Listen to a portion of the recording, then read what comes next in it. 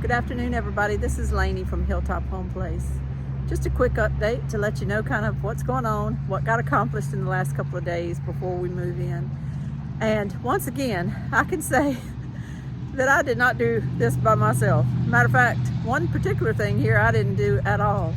My friends Mel and Ray stepped in and helped me yet again. My brother-in-law came yesterday and just really rocked and rolled on the ramp. And we all jumped in. We had kind of a little assembly line going. He did the post, and Mel and Ray were screwing down the treads where you actually walk. But when they would get to a 4x4 post, my brother-in-law would step in and do the cutting around the post because your boards have to wrap those 4x4s. And he was handling that, and I was doing all the wood cutting for everything. But let me show you my dog pen. My friends Mel and Ray, yesterday when they came, they said, "What can we help you with?" I said, "You know what?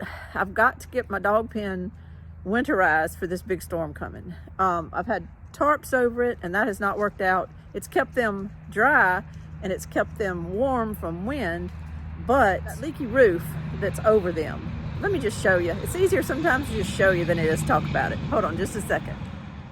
As you know, I have that 18-wheeler container that's on the side of our property, and it's got a lean-to roof built on top of it. It's got welded metal framings, really sturdy, nice lean-to. First of all, the big problem is I still haven't gotten all those sticks off the top of it, so I've got to get that done. But the second problem is I think they just used whatever tin that they could find. They got a hold of some old tin that's got a lot of screw holes in it, and they leak. You can see them there. And it's like that all over the place. I really didn't think about it too much when we first bought up here, and it really wouldn't have mattered anyway. Anywhere you see that light through that screw hole, I've got a leak, like right there in the middle. But anyway, they're everywhere. And what happens is they leak down onto the dog pen. Now, Mel and Ray's got them fixed up now though. What we did is I bought some of this corrugated plastic, and let me show you from a little bit better angle. We're gonna cut it. Please don't panic, we're gonna cut it. But they're 12 feet long. Yesterday, we had our saw going up front by the porch, so we didn't get to this yesterday, but we are gonna trim this down across this front part so that it's not flapping, and then we're gonna kind of brace it. But just to get through this storm, just to help out and to keep these dogs warm, we went ahead and put the 4 pieces that I had bought. Really needed 5, didn't figure that out very good when I was ordering it. And it came with the boards that are for my porch, so it all got delivered together. I can't haul a 12-foot piece in my car, so we'll just deal with it later. But it's okay because the 4 pieces that we did get cover the dog pen. The dog pen only comes to right here. This part out here is just air. So what they did was they took about, I don't know how many, if they used all 4 tarps or not, but I have one big huge tarp, and they went ahead with wood nails and all and nailed it up here onto the framing. I have like a wood frame thing over the top of my doghouse. Then the doghouse sits under it. It's just a metal doghouse like you'd buy at Tractor Supply or whatever. That's what sits under it. It's a 5x10. But they put this, and then they put these tiles that were found in the 18-wheeler when we were cleaning it out. We had a big stack of tiles. So they took those and anchored them around the bottom. They leaned a ladder up against it right before they left yesterday, but you can see all the tiles under there. So the big silver tarp goes around to this side. And then, like I said, it's not right up against the dog pen, but they went ahead and did to the edge of the boards so that they could nail those tarps straight onto those boards. They've got it anchored again. Then they put a little roof on the top part so that no wind can go down straight from the edge of the boards into the dog pen. And then they did a big wrapping. This is the door here. so it wraps the door and then it comes around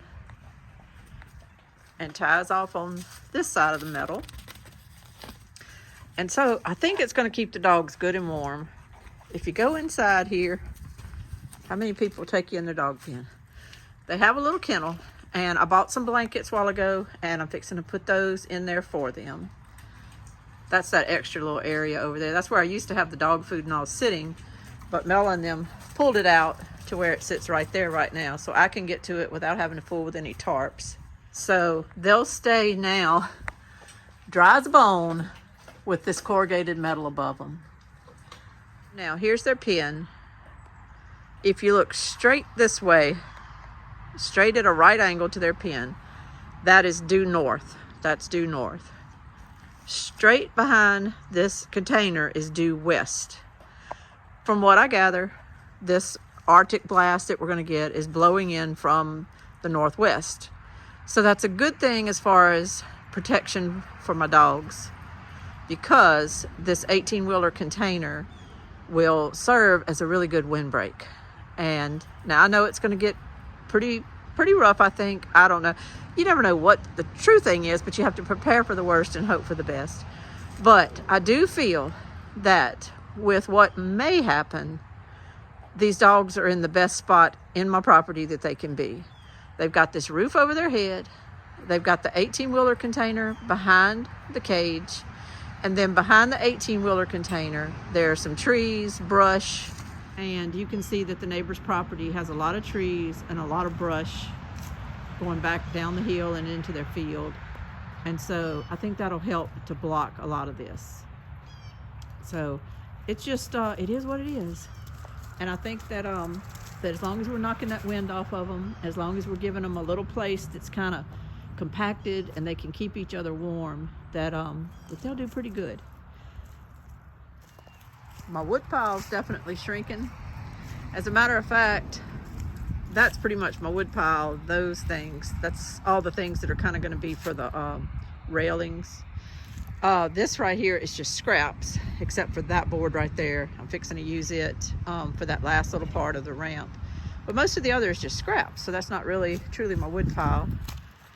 We had some culls yesterday. It's so aggravating when you order wood to get bad wood. That's bad enough. Sometimes you just get some 2x4s that are just warped and bent up or knot holes in them. You can't use them for anything. That's bad enough. But yesterday, all of these pieces right here, they came in 95.5 inches. A 2x4x8 is supposed to be 96 inches, and they always overcut it to allow for a little shrinkage when it's drying. So normally when you go to cut a 2x4 by whatever, it's 96.5 or 96 3/4. These were 95.5 finished. All of them, exactly 95.5, no variation. So all of these boards were really, I piled them up because I'm going to use them later on something, but they were really just kind of useless to me yesterday because these treads right here are 48 inches each. So you can get 2 of them out of an 8-foot board, but not when the board's 95.5 inches. So I had to go to the hardware store yesterday and I let them kind of know that I got a bunch of bum boards that aren't doing me any good for my husband's ramp. And I'm going to keep them. I could have gotten my money back or swapped them out or something, but that's a lot of trouble. I'm just going to keep them. I think we have enough, and I'll use them for something. I'm going to build some storage in my shed, some places to hang tools and all in my shed, and I'll use them there. But anyway, here's the porch I showed you the other day. But now the ramp is a lot more finished. A lot more of the handrails are put up than they were the other day, thanks to my brother-in-law. We haven't trimmed out the handrails yet. There's no rails yet, but the post is what I'm talking about. They've been put up and he can walk on it. As a matter of fact, he's in the house right now. He just walked up it. It's not quite finished. I had to put little stones for him to step on, but I helped him get up there and he got in the house. But look, we had got to here yesterday. We had got to here and finished. And then my brother-in-law was working on some of the rail posts going down that way. But when I got here this afternoon, he had come and finished those rail posts and put the treads in for this whole part. So it's fantastic. It's fantastic. Now, this isn't done yet. This last part that goes to the carport isn't done yet. But I may try to start that here in a minute while I'm here, just to get it going and try to finish it. The weather's coming tonight, I think, late tonight. Friday and Saturday is supposed to be bad. Sunday's Christmas. So I may try to get out here Monday morning and Tuesday afternoon.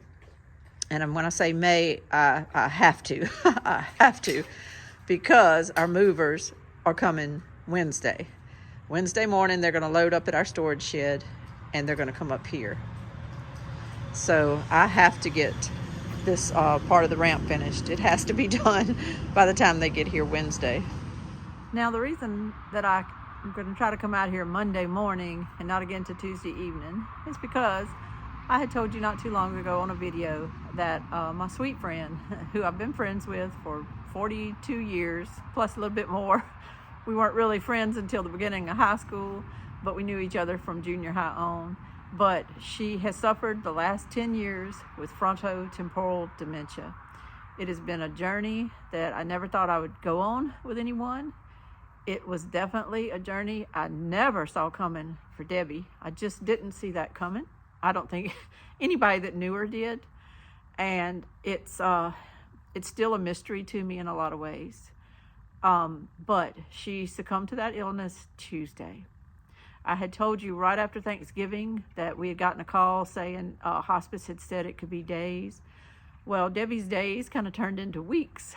And then we got told that it's hours now. It could be hours. Well, her hours kind of turned into days. So her days turned into weeks and her hours turned into days. But a couple of days ago, her daughter said, I think this is it. And it was. And she passed away Tuesday about 2 o'clock. So that's what's going on right now. Her wake is Monday night, and then her graveside service is going to be Tuesday morning. I'm living in this dynamic right now of wanting to completely just think about her and to just be in the moment with her death and everything. But on the other hand, I still have all my commitments to try to get us in this house. We missed Christmas. I missed my goal on that, but I do have movers scheduled. They were scheduled for Tuesday, but I had to bump them to Wednesday because of her service. Just don't want to have anything going on that day. And so the movers are coming Wednesday, but that puts a deadline on me that I have to meet. We need to get in our own home. We need to get to where we can get comfortable and just I can get to decorating again. I love doing stuff like that. I want to get to the point where I'm settled so that I can plan things for the spring and things like that. And I'm just ready to come home. I've been saying that on a lot of videos, but I am.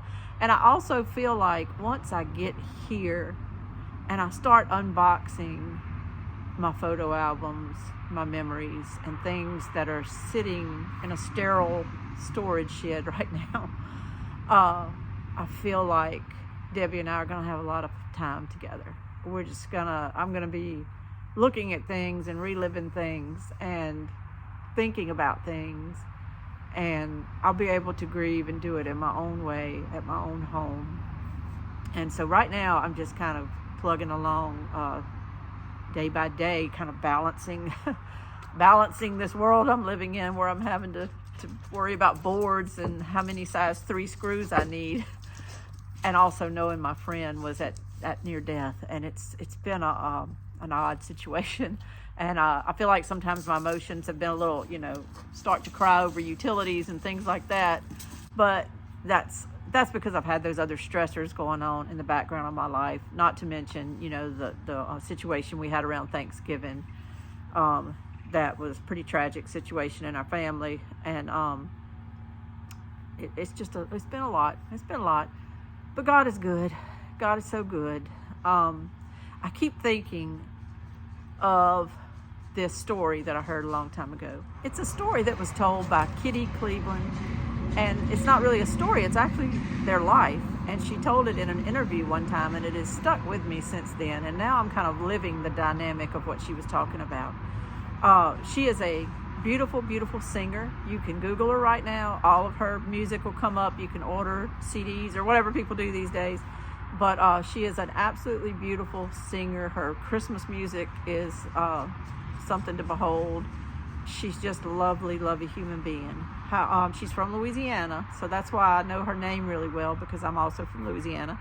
And I actually seen her at some different things that I've went to for church and things. I saw her perform at St. Louis Cathedral in New Orleans one time, and oh my gosh, she's just a lovely singer. But she's a New Orleans native, and her father was an attorney. And Kitty Cleveland actually went to law school and became an attorney and was working in his office when one day the feds came in and raided the place. And they accused her father of a lot of crimes, dealing with money laundering and video poker and things like that, because some of his clients had video poker licenses. Kitty actually helped those actual clients, but they didn't go after her, and nobody had done anything wrong anyway. They went after her father. It's like the FBI set their sights on her father, if you can believe that. And I can believe that with the things going on these days. And so they just set their sights on the fact that they needed to make an arrest, and they needed to have a big high-profile conviction. And so they raided his office and arrested her father. And when he stood trial, they were so convinced of his innocence that they weren't really worried about it, because it was so silly. There was no evidence that he had done anything. Well, he stood trial and was convicted on almost every account. He was sent to federal prison, and that was it. The feds were done with him. They had gotten what they wanted. They got their conviction and pretty much sent him away. And the family was just devastated. I mean, she said they just all were in tears for days. They cried. They didn't know what to do. This was the head of their family that had been just so wrongly sent to prison. And so they grieved and grieved. And then, by chance, a year or two later, his lawyers were able to get his case heard before the Supreme Court. Well, the Supreme Court looked at all the facts and the lack of evidence, and they said, what is this man doing in prison? He didn't do anything. You don't have any evidence. And in a 9-0 opinion, judgment or whatever, they threw out his convictions, all of them. And not only that, they ruled that day in that court that he needed to be released that day. Call his prison right now. He's not to spend one more night in prison. And so he was released that day. But she was saying that when she found out, she had to turn around and call her sister to tell her sister about it, that Dad's coming home. And she said when she called her sister, even though she was so full of joy, her chest was just hurting. She couldn't hardly talk. She couldn't hardly get the words out. And she was finally able to tell her sister thought something had happened. That was how bad the pain was in Kitty's voice. But she finally was able to get the words out. He's free. Dad's free. And she said that at that moment in her life, she realized that intense pain and an intense joy can feel exactly alike. I've had that same dynamic going on in my life with Debbie for 10 years. Intense pain that my friend, who was so vivacious and so outgoing and so full of life, this was her time of year. She always hosted a big thing at her house, got somebody to dress up like Santa, had all her teacher friends and their kids and all her relatives and their kids and grandkids come and do a big Santa thing. She did that every year. Her house was always decorated to the nines, even in times of her life that were kind of sad for her. Christmas was top tier. This was her time of the year. And she just was so life-giving like that. She was so life-giving. And it's like, how could this happen to this person? And so there's been this pain for all these years. I'm trying to go with her to figure out what the heck's going on, to all these doctors. It took us 2 years to get her diagnosed. They just didn't diagnose her very well at all. And she went through a lot of emotional trauma because of not being on the right medications for what she had. It was painful to watch. painful to watch. And then watching her slowly deteriorate. When you have dementia, you don't think about anything anymore. You don't think about hygiene. You don't think about your money. You don't think about where your family is. You can't keep up with your kids anymore. It's just, to watch Debbie's life unravel like that was hard. And I really lay awake at night worrying about what she's doing, or if she's okay. Is she still in bed? You just worry about all that stuff when it comes to things like that. And then eventually, of course, she could no longer be at her home.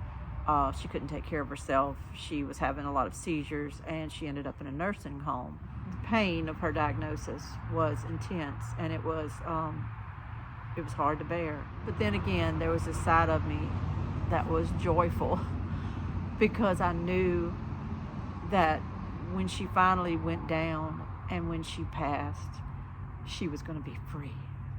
She was going to be free. I was going to get that call one day that said, she's gone. And in my heart, it's like, she's free. So I miss her.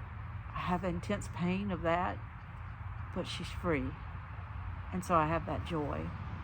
And people that have been through anything like this, or anything similar in some other realm, but something similar, will understand what I'm talking about. So this was her favorite time of year, and I actually think it is exactly appropriate that this is the time of year she passed away. She just loved it. She loved her Elvis music. She loved her Feliz Navidad. She loved her real Christmas trees. You can't have a fake Christmas tree. She loved the decorating. She loved the cookies. She baked cookies for all the helpers at her school and anybody like that, all the service people at her school. She loved doing things like that. She loved wearing her little Santa hats for a whole month after Thanksgiving all the way to Christmas. And for her to pass during this time is almost just completely a God thing. It's appropriate. And I think everybody that knows her knows that. So I'm just going to honor these last few days before Christmas by thinking of her while I'm trying to finish these things that I have to do at my house so that we can get in by Wednesday. But probably not going to make any more videos. I'm just going to kind of sign off right now, and I'm going to wish everybody a very, very Merry Christmas. Thank you so much. Y'all have a great day and a wonderful, wonderful Christmas. Bye-bye.